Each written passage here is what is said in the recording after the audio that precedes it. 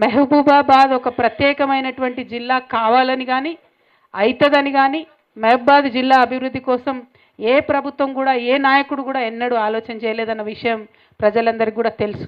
వరంగల్ కాడికి ఏదైనా పని ఉండి కలెక్టరేట్కి పోవాలన్నా ఎస్పీకి పోవాలన్నా సర్ది కట్టుకొని ఒక 2 రోజులు పోయి అక్కడ ఉండే ప్రోగ్రాం చేసుకునే పరిస్థితి ఉండే. అంతే తప్పితే ప్రత్యేకంగా ఇక్కడ ఉన్నటువంటి ప్రజలకు వారి వద్దకు పాలన తీసుకురావాలి. మరి మహబూబాబాద్ అంటేనే మెజారిటీ ట్రైబల్స్ ఉండేటటువంటి గిరిజనులు ఉండేటటువంటి ప్రాంతం. వారికి ఏమైనా చిన్నగా ఇబ్బంది వస్తే ప్రజల దగ్గరికి పాలన రావాలి, అధికారుల దగ్గర ఉండాలనేటటువంటి ఆలోచన ఎవరు చేయలే. కానీ తెలంగాణ రాష్ట్రం ఏర్పడంగానే కేసీఆర్ గారి ఆలోచన ఏందది, మహబూబాబాద్ ప్రత్యేకమైనటువంటి జిల్లా కావాలి, వచ్చినటువంటి జిల్లాకు మెడికల్ కాలేజ్ రావాలి, ఇంజనీరింగ్ కాలేజ్ రావాలి, అధికారులు ఇక్కడే ఉండాలి, పరిపాలన ప్రజల దగ్గర ఉండాలి అనేటటువంటి అద్భుతమైన ఆలోచనతోని జిల్లాను అభివృద్ధి చేసుకుంటూ పోయినారు.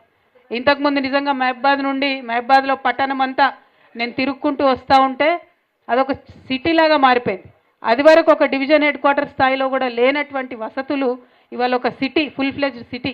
అన్న శంకరన్న చెప్తా ఉండే వస్తూ ఉంటే సెంటర్ లైటింగ్లు చేయించినాం, చాలా రోడ్లు విస్తరణ చేసినాం, అన్ని పనులు కూడా సగంలో ఆగిపోయినాయని చెప్తున్నారు. అంటే ఆనాడు మన ప్రభుత్వం ఉన్నప్పుడు ఆ చిత్తశుద్ధితోని పని చేసినాం.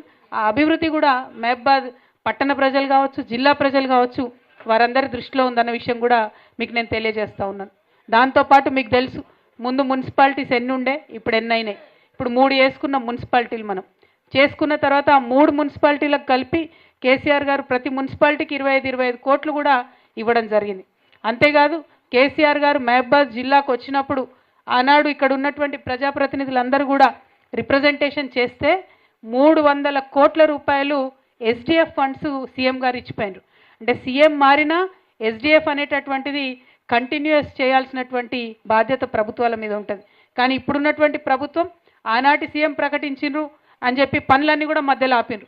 కాకపోతే జరిగిందేంది, సగంకి ఎక్కువ అందులో పనులు స్టార్ట్ అయినాయి, సగంలో ఉన్నాయి, పెండింగ్లో ఉన్నాయి.